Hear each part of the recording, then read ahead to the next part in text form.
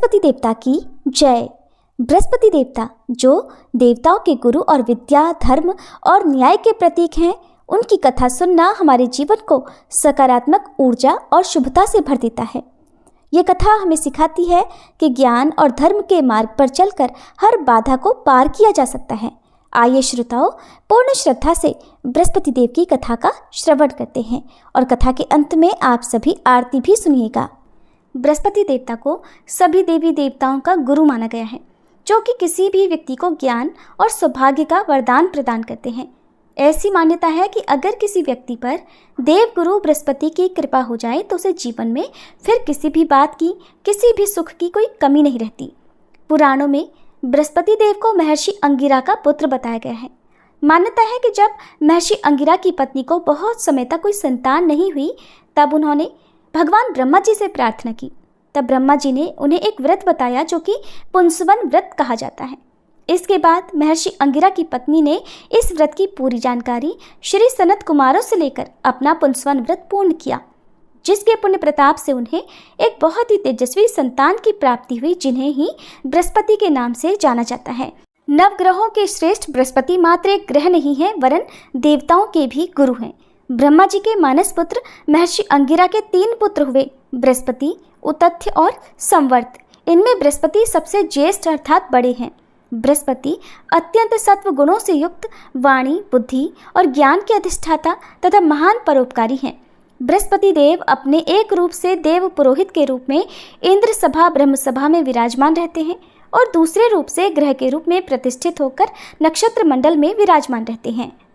बृहस्पति देव के देवताओं के गुरु बनने के पीछे एक अत्यंत सुंदर कथा स्कंद पुराण में वर्णित है, जिसके अनुसार एक समय देवगुरु बृहस्पति ने काशी में शिवलिंग की स्थापना कर घोर तपस्या की।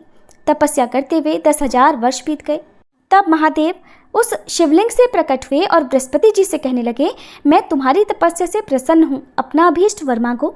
अपने सामने उन अत्यंत प्रकाशवान तेजोमय शिव को देखकर बृहस्पति उनकी स्तुति करने लगे कि हे जगन्नाथ, आप त्रिगुणातीत, जरा मरण से रहित, त्रिजगन्मय, भक्तों का उद्धार करने वाले और शरणागत वत्सल हैं। आपके दर्शनों से ही मैं कृतकृत्य हो गया हूँ, मेरी समस्त कामनाएं पूरी हो गई हैं, अतः अब कुछ भी अप्राप्त नहीं रह गया। बृहस्पति की ऐसी स्तुति सुनकर महादेव ने और भी अधिक प्रसन्न होकर उन्हें अनेक वर दिए और कहा, हे अंगिरस, तुमने बृहत अर्थात बड़ा तप किया है, इसलिए तुम इंद्रादि देवों के पालक तथा ग्रहों में पूज्य हो जाओगे और तुम्हारा नाम बृहस्पति होगा। महादेव ने आगे कहा, हे ग्रहाधीश, तुम बड़े वक्ता और विद्वान हो, इसलिए तुम्हारा नाम वाचस्पति भी होगा। जो प्राणी तुम्हारे द्वारा स्थापित इस बृहस्पतिश्वर लिंग की आराधना करेगा और तुम्हारे द्वारा की गई स्तुति का पाठ करेगा, उसे मनोवांछित फल प्राप्त होगा तथा ग्रह जनित कोई अन्य बाधा उसे पीड़ित नहीं करेगी। इतना कहकर महादेव ने सभी देवताओं को बुलाकर बृहस्पति जी को देवाचार्य तथा देवगुरु के पद पर प्रतिष्ठित कर दिया। बृहस्पतिवार व्रत की पौराणिक कथा के अनुसार प्राचीन समय की बात है, भारतवर्ष में एक राजा राज्य करता था। वह बड़ा प्रतापी और दानी था। वह नित्य प्रति मंदिर में भगवान के दर्शन करने जाता था। वह ब्राह्मण और गुरु की सेवा किया करता था। उसके द्वार से कोई भी याचक निराश होकर नहीं लौटता था। वह प्रत्येक गुरुवार को व्रत रखता और पूजन करता था। हर दिन गरीबों की सहायता करता था, परंतु ये सब बातें उसकी रानी को अच्छी नहीं लगती थी। वो न तो व्रत करती, न ही किसी को एक भी पैसा दान में देती थी और राजा से भी ऐसा करने को मना किया करती थी। एक समय की बात है कि राजा शिकार खेलने वन को चले गए थे। घर पर रानी और दासी थी। उसी समय गुरु बृहस्पति साधु का रूप धारण करके राजा के दरवाजे पर भिक्षा मांगने आए। साधु ने रानी से भिक्षा मांगी तो वह कहने लगी, हे साधु महाराज, मैं इस दान और पुण्य से तंग आ गई हूँ। इस कार्य के लिए तो मेरे पतिदेव ही बहुत हैं। अब आप ऐसी कृपा करें कि हमारा सारा धन नष्ट हो जाए और मैं आराम से रह सकूं। साधु रूपी बृहस्पति देव ने कहा, हे देवी, तुम बड़ी विचित्र हो। संतान और धन से कोई दुखी नहीं होता है, इसको तो सभी चाहते हैं। पापी भी पुत्र और धन की इच्छा करता है। अगर तुम्हारे पास धन अधिक है तो भूखे मनुष्यों को भोजन कराओ, प्याऊ लगवाओ, ब्राह्मणों को दान दो, धर्मशालाएं बनवाओ, कुआं, तालाब, बावड़ी, बाग, बगीचे आदि का निर्माण कराओ तथा निर्धनों की कुंवारी कन्याओं का विवाह कराओ और यज्ञ आदि करो। इस प्रकार के कर्मों से आपके कुल का और आपका नाम परलोक में सार्थक होगा और स्वर्ग की प्राप्ति होगी। किंतु रानी साधु की इन बातों से खुश नहीं हुई। उसने कहा, हे साधु महाराज, मुझे ऐसे धन की बिल्कुल आवश्यकता नहीं जिसको मैं अन्य लोगों को दान दूं। या जिसको रखने और संभालने में ही मेरा सारा समय नष्ट हो जाए। तब साधु ने कहा, हे देवी, अगर तुम्हारी ऐसी ही इच्छा है तो जैसा मैं तुम्हें बताता हूँ तुम वैसा ही करना। बृहस्पतिवार के दिन घर को गोबर से लीपना, अपने केशों को पीली मिट्टी से धोना, राजा से कहना वह दाढ़ी कटवाए, भोजन में मांस मदिरा खाना, कपड़ा धोबी के यहाँ धुलने देना। इस प्रकार 7 बृहस्पतिवार करने से तुम्हारा सब धन नष्ट हो जाएगा। ऐसा कहकर साधु महाराज रूपी बृहस्पति देव अंतर्ध्यान हो गए। रानी ने साधु के कहे अनुसार 7 बृहस्पतिवार तक वैसा ही करने का विचार किया। साधु के बताए अनुसार कार्य करते हुए केवल 3 बृहस्पतिवार ही बीते थे कि उसकी समस्त धन संपत्ति नष्ट हो गई। भोजन के लिए दोनों समय परिवार तरसने लगा तथा सांसारिक भोगों से दुखी रहने लगा। तब वह राजा रानी से कहने लगा, हे रानी, तुम यहाँ पर रहो, मैं दूसरे देश को जाता हूँ, क्योंकि यहाँ पर मुझे सभी मनुष्य जानते हैं, इसलिए मैं यहाँ कोई काम नहीं कर सकता। मैं परदेश जा रहा हूँ, वहाँ कोई काम धंधा करूँगा, शायद हमारे भाग्य बदल जाए। ऐसा कहकर राजा परदेश चला गया। वह वहाँ जंगल से लकड़ी काट कर लाता और शहर में बेचता। इस तरह जीवन व्यतीत करने लगा। इधर राजा के बिना रानी और दासियां दुखी रहने लगी। किसी दिन भोजन मिलता और किसी दिन जल पीकर ही रह जाती। एक बार रानी और दासियों को 7 दिन तक बिना भोजन के रहना पड़ा, तो रानी ने अपनी दासी से कहा, हे दासी, यहाँ पास ही के नगर में मेरी बहन रहती है, वह बड़ी धनवान है, तू उसके पास जा और वहां से 5 सेर बेझर मांग कर ले आ, जिससे कुछ समय के लिए गुजर हो जाएगा। दासी रानी की बहन के पास गई। रानी की बहन उस समय पूजा कर रही थी। दासी ने रानी की बहन से कहा, हे रानी, मुझे आपकी बहन ने भेजा है, मुझे 5 सेर बेझर दे दो। दासी ने ये बात अनेक बार कही, परंतु रानी की बहन ने कोई उत्तर नहीं दिया, क्योंकि उस समय वह बृहस्पतिवार की कथा सुन रही थी। जब दासी को रानी की बहन से कोई उत्तर नहीं मिला तो वह बहुत दुखी हुई। उसे क्रोध भी आया। वह लौटकर रानी से बोली, हे रानी, आपकी बहन तो बहुत ही घमंडी है, वह तो छोटे लोगों से बात भी नहीं करती। मैंने उससे बहुत बार कहा, लेकिन उसने कोई उत्तर नहीं दिया। मैं वापस चली आई। रानी बोली, हे दासी, इसमें उसका कोई दोष नहीं है। जब बुरे दिन आते हैं तब कोई सहारा नहीं देता। अच्छे बुरे का पता विपत्ति में ही लगता है। अब तो जो ईश्वर की इच्छा होगी वही होगा। ये सब हमारे भाग्य का दोष है। उधर रानी की बहन ने सोचा कि मेरी बहन की दासी आई थी, परंतु मैं उससे नहीं बोली, इससे वह बहुत दुखी हुई होगी। अतः कथा सुनकर और विष्णु भगवान का पूजन समाप्त कर वह अपनी बहन के घर आई और कहने लगी, हे बहन, मैं बृहस्पतिवार का व्रत कर रही थी, तुम्हारी दासी हमारे घर गई थी, परंतु जब तक कथा होती है तब तक हम लोग ना उठते हैं और ना बोलते हैं, इसलिए मैं नहीं बोली।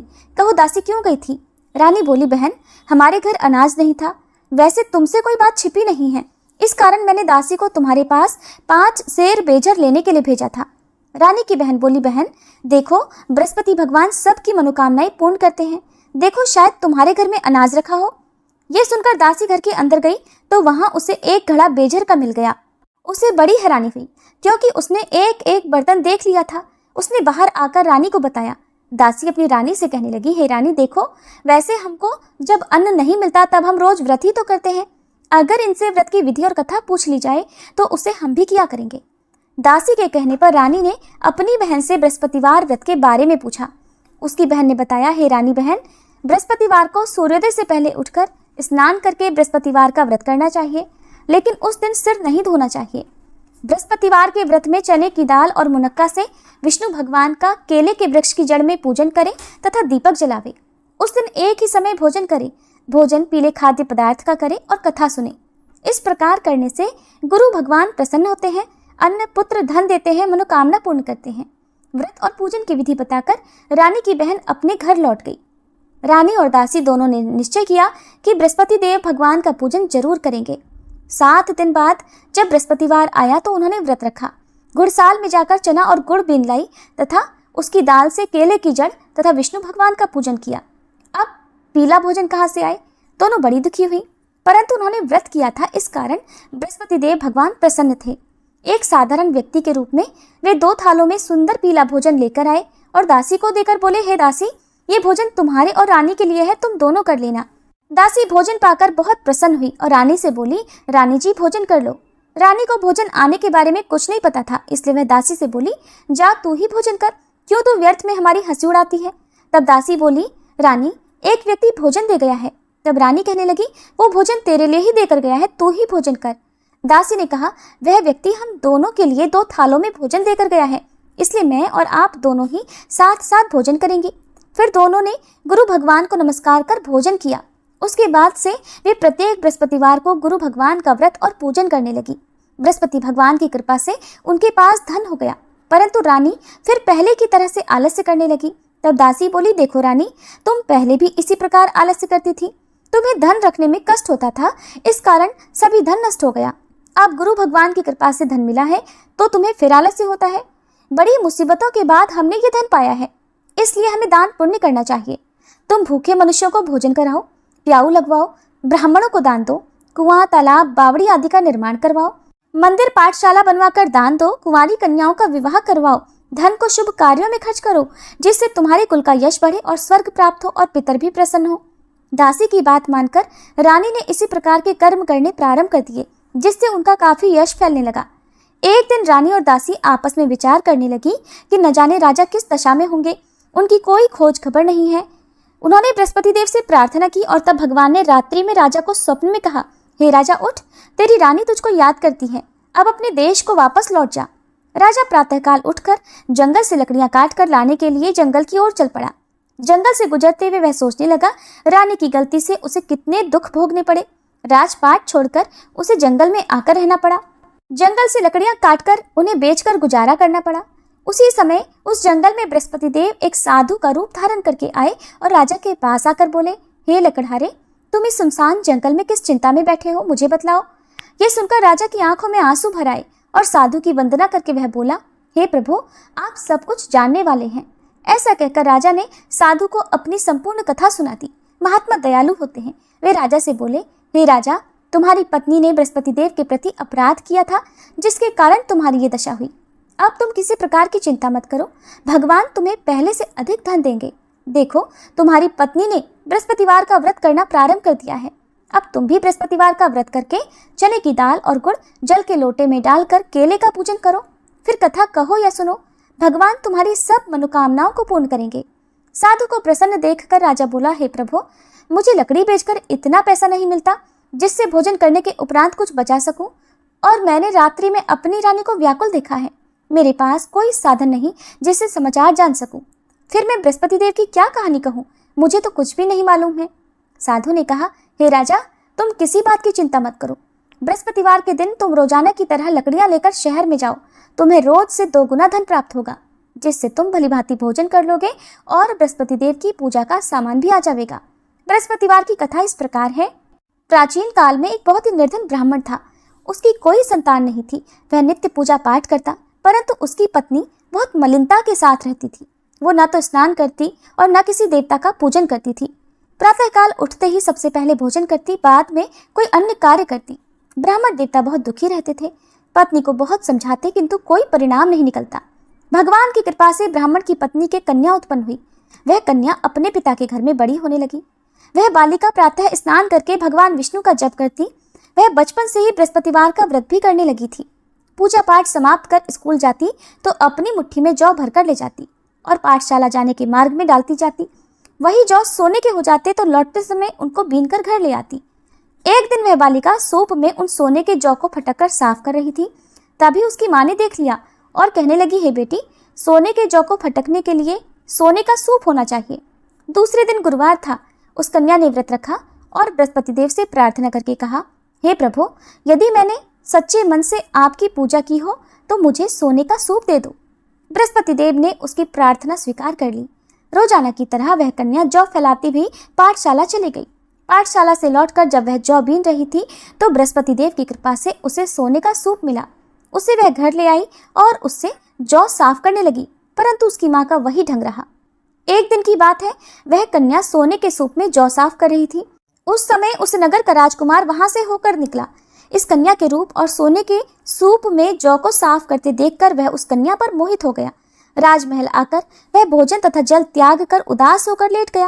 राजा को जब राजकुमार द्वारा अन्न जल त्यागने का समाचार मिला तो अपने मंत्रियों के साथ वह अपने पुत्र के पास आया और बोले, हे बेटा, तुम्हें किस बात का कष्ट है? किसी ने अपमान किया है अथवा कोई और कारण है? मुझे बताओ, मैं वही करूंगा जिससे तुम्हें प्रसन्नता हो। तब राजकुमार ने अपने पिता की बातें सुनी और बोला, मुझे आपकी कृपा से किसी बात का दुख नहीं है। किसी ने मेरा अपमान नहीं किया है, परंतु मैं उस लड़की के साथ विवाह करना चाहता हूँ जो सोने के सूप में जौ साफ कर रही थी। यह सुनकर राजा आश्चर्य में पड़ गया और बोला, हे बेटा, इस तरह की कन्या का पता तुम ही लगाओ, मैं उसके साथ तुम्हारा विवाह अवश्य ही करवा दूंगा। राजकुमार ने राजा को उस लड़की के घर का पता बतलाया। मंत्री उस लड़की के घर गया और राजा का आदेश ब्राह्मण को सुनाया। कुछ ही दिन बाद ब्राह्मण की कन्या का विवाह राजकुमार के साथ संपन्न हो गया।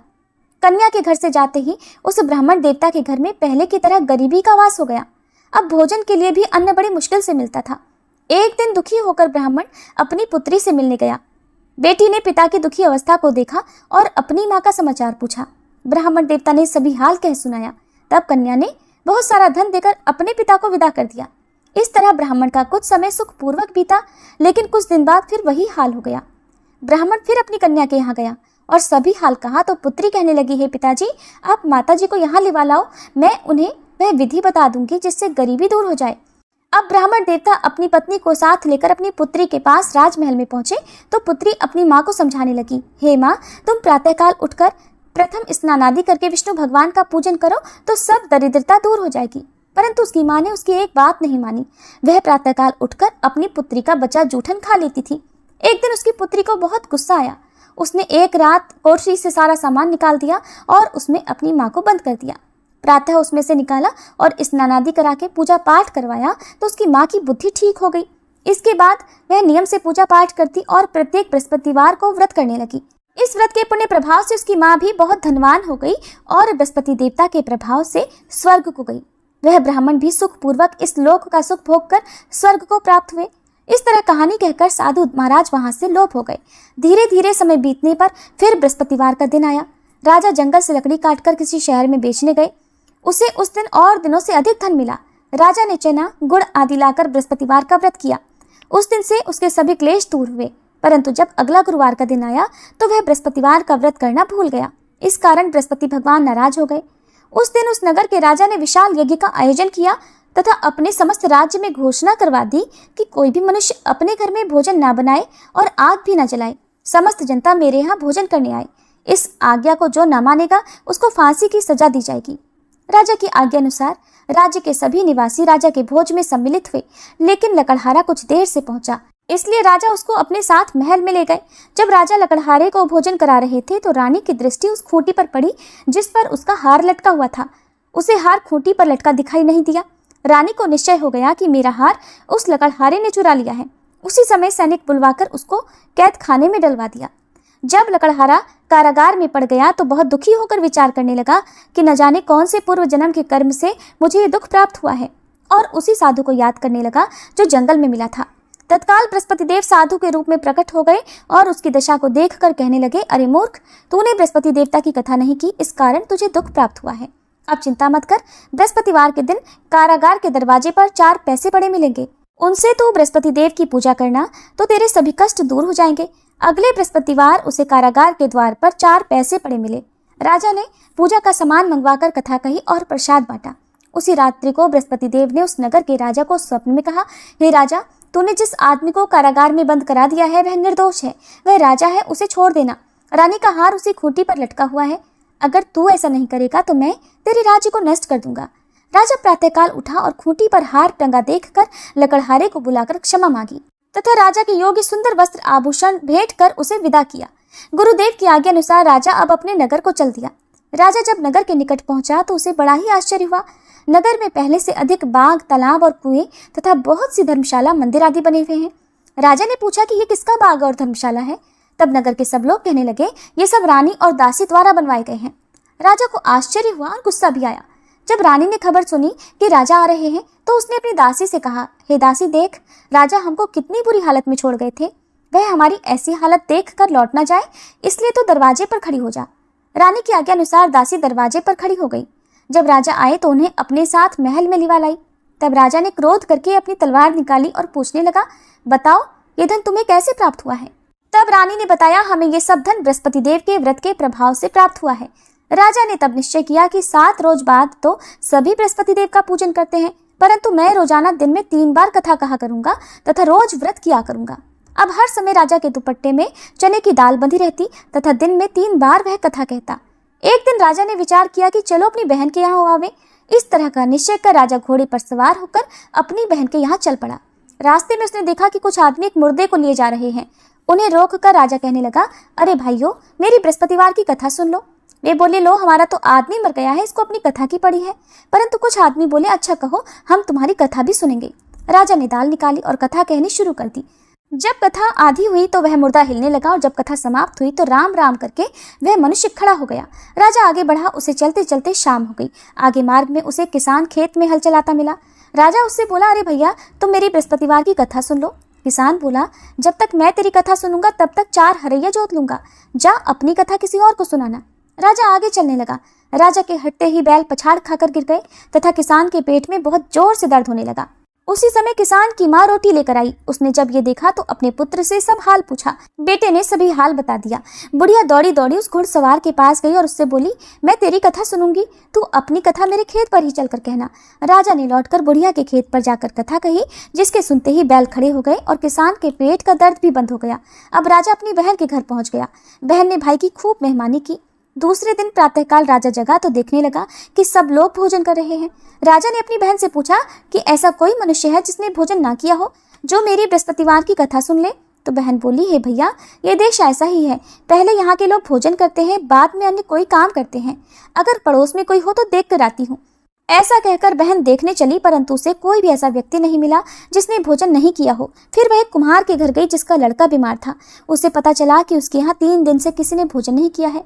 रानी ने अपने भाई की कथा सुनने के लिए कुम्हार से कहा तो वह तैयार हो गया।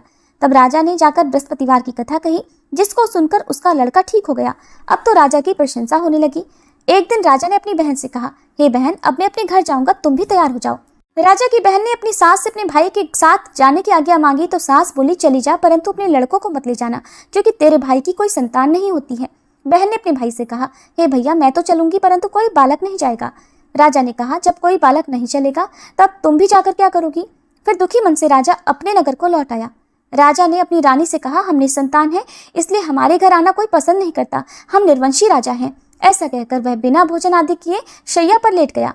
रानी बोली, हे प्रभु, बृहस्पति देव ने हमें सब कुछ दिया है, वे हमें संतान भी अवश्य देंगे। उसी रात बृहस्पति देव ने राजा को स्वप्न में कहा, हे राजा, उठ, सभी सोच त्याग दे, तेरी रानी गर्भ से है। राजा को यह जानकर बड़ी प्रसन्नता हुई। 9वें महीने रानी के गर्भ से एक सुंदर पुत्र पैदा हुआ।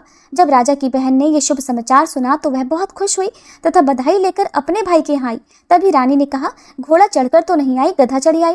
राजा की बहन बोली, भाई, मैं इस प्रकार न कहती तो तुम्हें संतान कैसे मिलती। बृहस्पति देव ऐसे ही हैं, जिसके मन में जो कामनाएं रहती है सभी को पूर्ण करते हैं। जो सद्भावना पूर्वक बृहस्पतिवार का व्रत करता है और कथा पढ़ता है अथवा सुनता है, दूसरों को सुनाता है, बृहस्पति देव उसकी सभी मनोकामनाएं पूर्ण करते हैं। बृहस्पति देव उनकी सदैव रक्षा करते हैं। जो संसार में सद्भावना और सच्चे मन से बृहस्पति देव का पूजन करते हैं, उनकी सभी मनोकामनाएं उसी प्रकार पूर्ण होती हैं जैसे रानी और राजा ने बृहस्पति देव की कथा का गुणगान किया, उनकी सभी इच्छाएं बृहस्पति देव ने पूर्ण की। मनुष्य को हृदय से उनका मनन करते हुए जयकार करनी चाहिए। प्रेम से बोलिए, बृहस्पति देवता की जय।